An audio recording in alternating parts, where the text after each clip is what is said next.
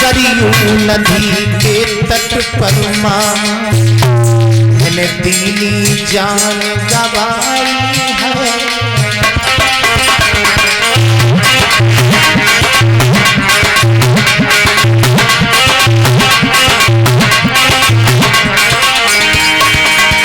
और सुनो मामा, एक मैं तुमसे निवेदन कर रहा हूं, क्या ये पानी मेरे मैया और बबुला को पिला देना, और मेरे माता पिता पूछे कि श्रवण कहाँ है तो बता देना। क्या मैया पूछे लला कहाँ है, जरा ध्यान मत तुम देना। पिताजी पूछे लला कहाँ है तो धागा तोड़ बता देना।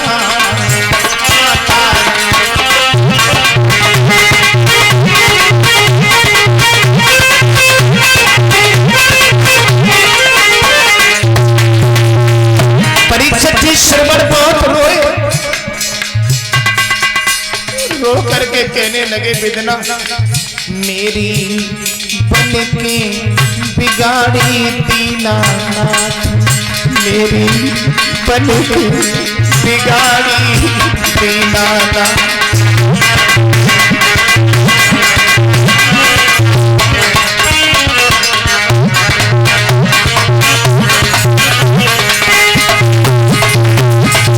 आज श्रवण कुमार का प्राणांत परीक्षित जी महाराज दशरथ की गोदी में हो गया। एक और माताओं बहनाओं बेटा श्रवण का सर महाराज की गोदी में लुढ़क गया। आंखों में आंसू भर के दशरथ जी चले पानी को लेकर के अपने बहन और बहनोई के पास के लिए।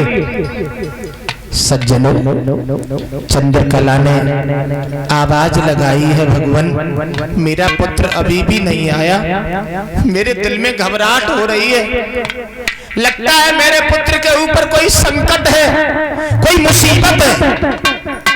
उद्यालक मुनि कहने लगे चंद्रकला तुम रो नहीं, कहीं दूर चला गया होगा इसलिए नहीं लेकर के आ पाया पानी, आता होगा। नहीं मालूम था परीक्षित जी कि बेटा इतनी दूर चला गया जो जाने के बाद कोई कभी वापस नहीं आता। आज मैया चंद्रकला उद्यालक मुनि परीक्षित जी जो थे इंतजार कर रहे हैं श्रवण का, और तब तक महाराज दशरथ आ गए। पैरों की आहट जैसे ही सुनी चंद्रकला बोली लगता है मेरा पुत्र आ गया। पास में आए तो चंद्रकला ने आवाज लगाई श्रवण। क्या हुआ श्रवण, एक बार ये बता दो इतनी देर कहां हो गई। परीक्षित जी उसी समय दशरथ जी बोल पड़े बहना, बहन मैं तुम्हारा बालक नहीं हूं, तुम्हारा हत्यारा भाई हूं। क्या कहा? हत्यारा भाई? मेरा पुत्र आ गया। दशरथ जी कहने लगे तुम्हारा पुत्र जो है वो मर गया, धोखे से मैंने बाण चलाया, उसका प्राणांत हो गया।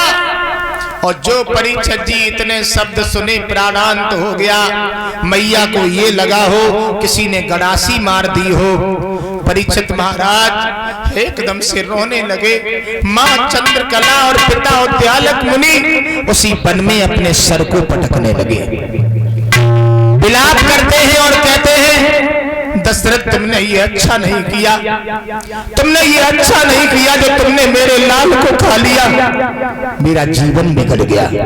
अब मैं किसके सहारे अपना जीवन बिताऊंगी, किसके सहारे परीक्षित जी अपनी जिंदगी को काटूंगी। दशरथ जी ने बहन और बहनोई को छाती से लगाया, हाथ पकड़ करके श्रवण कुमार के पास में लाए। मैया ने परीक्षित जी अपने बेटा के मुखार बिंद पर मुखार बिंद रख लिया और मैया रोने लगी और कहने लगी श्रवण ये तुमने क्या किया, तुम मुझे छोड़ करके चले गए। श्रवण मैं तो भगवान से प्रार्थना करता हूं बहनाओ, ऐसा दुखी ना दे विधाता, और जिंदगी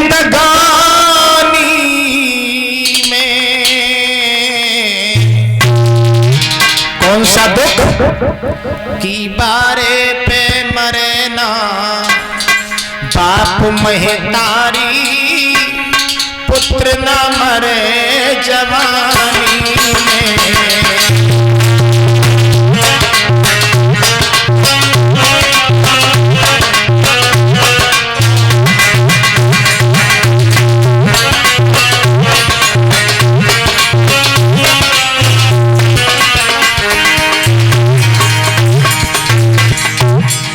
ऐसा तो किसी को नहीं देना। हे भगवान, हे दीन बंधु, ऐसा कष्ट तू किसी को नहीं देना। मेरी बहनाओं, बारे पे जिस पुत्र के माता और पिता गुजर जाएं, उसकी जिंदगी नहीं होती। जवान बेटा अगर परीक्षित जी माता और पिता के सामने खत्म हो जाए, उन माता पिता का हृदय टूट जाता है, कलेजा फट जाता है, जीवन बर्बाद हो जाता है। बारे पे मरे ना बाप महतारी, पुत्र ना मरे जवानी में।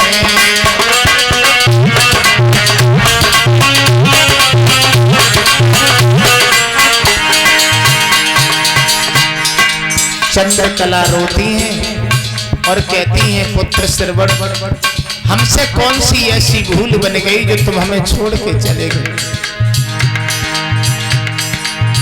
मैया रोई रही नदिया मेरे काली की जिंदगानी में, बारे पे मरे ना मात पिता और पुत्र न मरे जवानी में।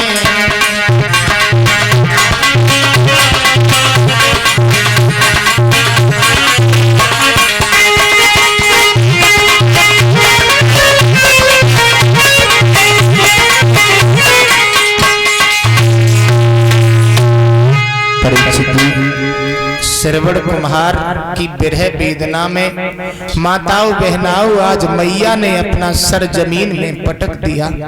माँ के प्राण निकल गए, माँ भी मर गई, पुत्र श्रवण भी मर गए। उद्यालक मुनि ने कहा, चंद्रकला अब तो तुम भी हमारा साथ छोड़ के चली गई, तुम चलो पीछे पीछे, हम भी आ रहे हैं। दशरथ जी को श्राप दिया था उद्यालक मुनि ने, दशरथ पुत्र विरह में तड़प तड़प करके जैसे हम मर रहे हैं, एक समय वो आएगा जो तड़प तड़प करके पुत्र विरह में तुम भी मरोगे, और जो ये जल जहां पर डालोगे वहां पर बहुत बड़ा विनाश हो जाएगा।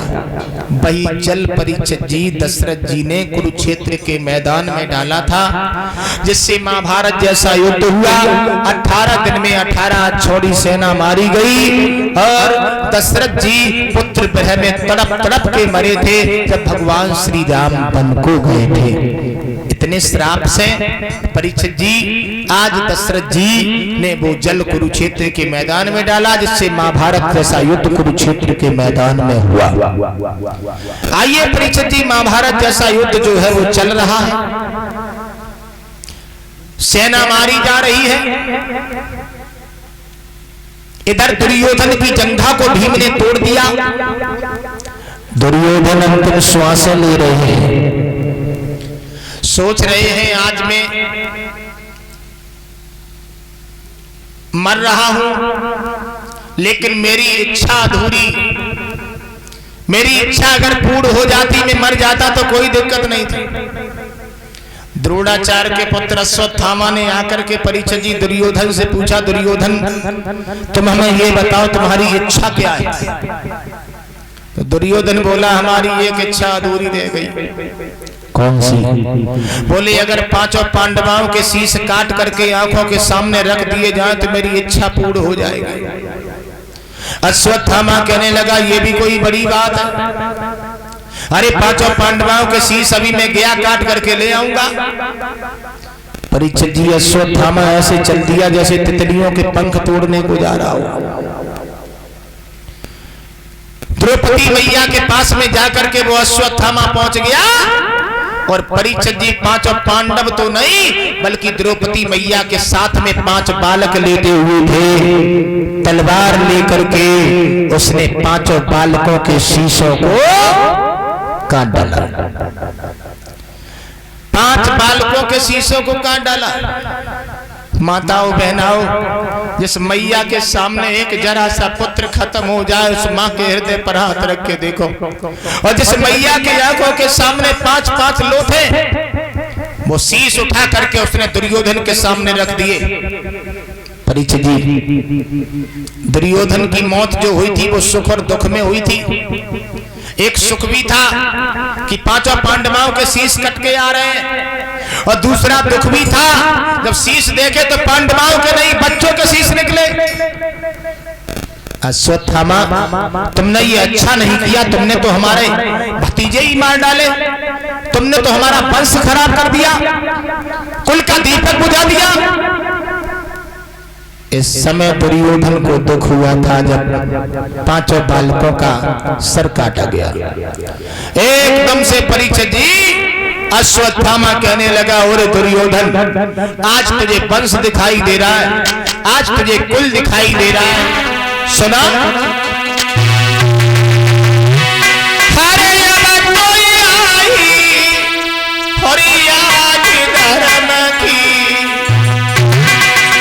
और जब अंत समय गौ आई और जय याद पहले आए जाती तो होती नहीं लड़ाई।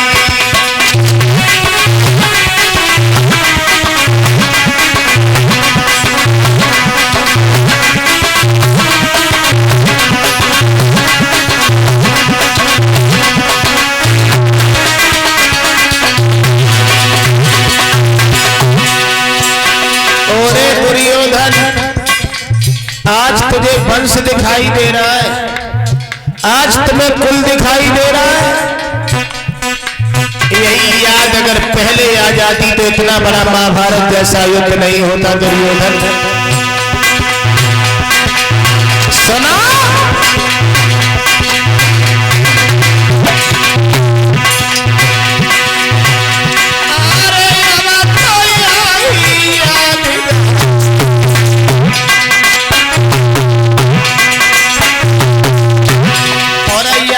समय गवाई और जय याद पहले आए जाती होती नहीं लड़ाई।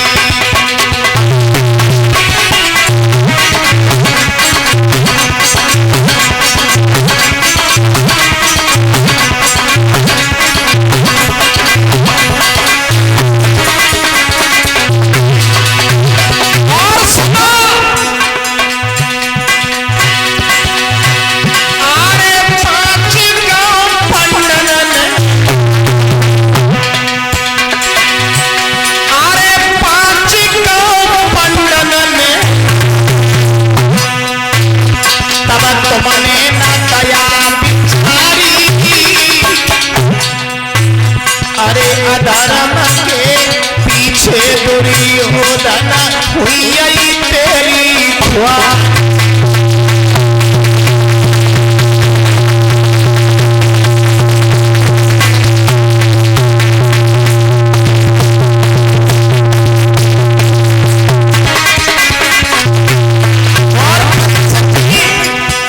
अश्वत्थामा बोला, दुर्योधन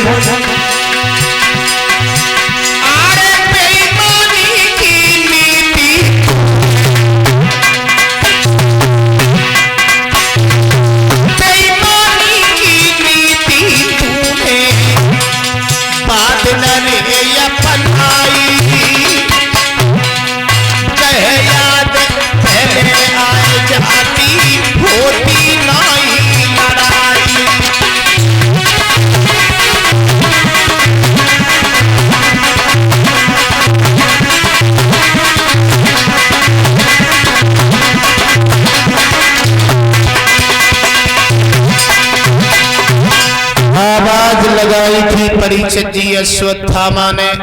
अब तो आई याद धर्म की अंत समय पे आई, और जह याद पहले आ जाती तो होती काहे लड़ाई। 5 गांव पंडन ने मांगे। अरे भगवान जब शांति दूत बनकर के तेरे पास में पहुंचे थे, भगवान ने ये कहा था कि 5 गांव ही पांडवों को दे दो, तब तूने ये कहा था कि मैं सुई के नोक के बराबर भी जगह नहीं दूंगा। 5 गांव पंडन ने मांगे, तब तूने न दया बिचारी, और अधर्म के पीछे दुर्योधन हो गई तेरी। बेईमानी की नीति बादन तूने रे अपनाई, और जह याद पहले आ जाती तो होती काहे लड़ाई। कहने का हमारा मतलब ये है परीक्षित जी, आज दुर्योधन इधर रो रहा है, और प्यारे भक्तों द्रौपदी मैया के जब नेत्र खुले हैं माताओं, द्रौपदी मैया ने देखा 5 बालकों की लोथें पड़ी हैं, शीश नहीं है, तो मां पछाड़े खा के गिरने लगी। डेरों में खून बह रहा है, हरि अबिला खड़ी रो रही थी। द्रौपदी बाल बिखराए थे, लाशों पर पड़ी रो रही थी। परीक्षित जी, मैया अपने 5 बालकों की लोथों को लेकर के रोती हैं। कभी कभी एक बालक की लोथ को उठा लेती हैं, कभी कभी दूसरे को उठा लेती हैं। कहती हैं भगवान कन्हैया, तुम तो हमारे सहायक बन के आए थे, लेकिन तुमने ये क्या किया, अच्छा नहीं किया श्रीवन। जो मेरे 5 बालक जिनके शीश काट के कोई ले गया। माताओं बहनों, कन्हैया ने द्रौपदी मैया को समझाया, अर्जुन ने द्रौपदी मैया को समझाया कि द्रौपदी तुम रो नहीं, ये समय का चक्र है। मौत का समय जो निश्चित है वो उसी समय पर आएगी, और जिस घड़ी मौत आ जाएगी वो घड़ी न टलने पाएगी। बैठी है दुनिया कमर कसे, बस चलने की तैयारी है, और वो बिना कहे ही चल देता जिसकी जिस दिन बारी है। अर्जुन, तुम तो बड़ी विद्वान हो, समय जिसका निश्चित है वो उसी समय पर जाएगा। परीक्षित जी, द्रौपदी मैया को समझाया है अर्जुन ने, कन्हैया ने, और कहा है तुम रो नहीं। जिस कमीन ने तुम्हारे बच्चों के शीशों को काटा है, मैं उसे पकड़ के ले आऊंगा, और पकड़ करके उसे तुम्हारे सामने खड़ा कर दूंगा, नंगी तलवार तुम्हें दे दूंगा, टुकड़े टुकड़े कर देना उसके। परीक्षित जी, उसी समय आज मैया के सामने अश्वत्थामा को पकड़ के लाया गया। मैया के हाथ में नंगी तलवार दे दी गई। मैया द्रौपदी ने तलवार तो उठाई माताओं, लेकिन तलवार अश्वत्थामा के ऊपर चलाए से नहीं चली। द्रौपदी मैया ने सोचा, अगर मैंने इसे मार दिया तो इसे मारने के बाद मेरे पुत्र जीवित नहीं होंगे। हाँ, एक बात है, अगर मैंने इसे मार दिया तो पुत्र तो जीवित नहीं होंगे, लेकिन इस माँ की तरह से इसकी माँ भी जब इसका मरण सुनेगी तो हमारी तरह से ही रोएगी। अब मैं इसे नहीं मारूंगी। मैया, आज माता द्रौपदी के हाथ से तलवार छूट गई। अर्जुन ने कहा इसे मार दो, द्रौपदी मैया बोली नहीं प्रभु, इसे मारने से मेरे पुत्र जीवित नहीं होंगे। उसी समय अर्जुन ने कहा धन्य है देवी, तुम एक दया का रूप हो, 5 बालकों का दुश्मन तुम्हारी आंखों के सामने खड़ा हो और तुम उसे मारने से इनकार कर दो। द्रौपदी मैया बोली प्रभु, मेरे जीवन में दुख था तो मैं दुख को भोगूंगी, लेकिन इसे मारने से मेरे पुत्र जीवित नहीं होंगे। भीम ने आकर के परीक्षित जी पकड़ लिया अश्वत्थामा को। बड़े समाज में उसके मस्तक को फाड़ा, मणि जो थी परीक्षित जी मस्तक में उस मणि को निकाल दिया। अश्वत्थामा बोला, तुमने भीम अच्छा नहीं किया, तुमने हमारा समाज में अपमान किया, मैं मरने के बराबर हो गया, लेकिन हम तुम्हारे आगे वंश को नहीं चलने देंगे।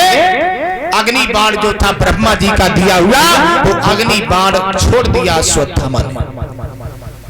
परीक्षित जी वो बाण, उत्तरा जो थी अभिमन्यु की पत्नी, उनके गर्भ को जलाने लगा। उनके गर्भ में शिशु पल रहा था, और जो परीक्षित जी उत्तरा का गर्भ जला, उत्तरा ने भगवान को बुलाया, भगवान कृष्ण आप मेरे गर्भ की रक्षा करो, नहीं तो कुल का दीपक बुझा जा रहा है। भगवान ने उत्तरा के गर्भ की रक्षा की, इससे उत्तरा के गर्भ से एक पुत्र पैदा हुआ, जिनका नाम पड़ा परीक्षित महाराज। बोलिए परीक्षित महाराज की। परीक्षित जी का अवतार हुआ। धीरे धीरे परीक्षित जी बड़े हुए। राजा बासुक की पुत्री नवलदे के साथ परीक्षित जी का विवाह कराया गया। पांचों पांडव द्रौपदी मैया हिमालय पर्वत पर गलने के लिए चले गए। एक दिन का जिक्र है। पांचों पांडव जब चले गए, परीक्षित जी ने 7 कमरों के अंदर एक काठ का संदूक पाया। लला काठ के संदूक में एक सोने का परीक्षित जी मुकुट प्राप्त हुआ, और सोने के मुकुट को जैसे ही परीक्षित जी ने देखा, तो वो सोने का मुकुट जो था परीक्षित जी अपने मस्तक पर धारण करते हैं, और धारण करके घोड़े पर सवार होते हैं, और जंगल में शिकार खेलने को बहनाऊ चल देते हैं परीक्षित जी।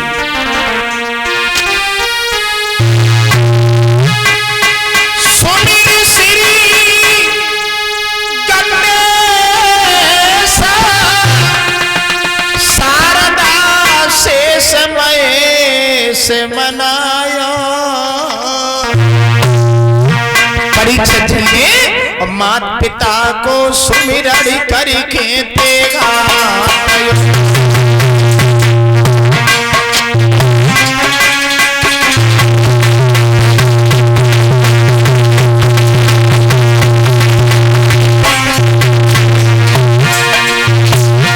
परीक्षित जी जंगल में शिकार खेलने के लिए गए।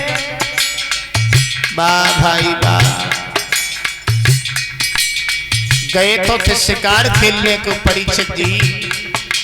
घोड़ा पे बहु सवार सुनो सरदार न बिलम लगाओ,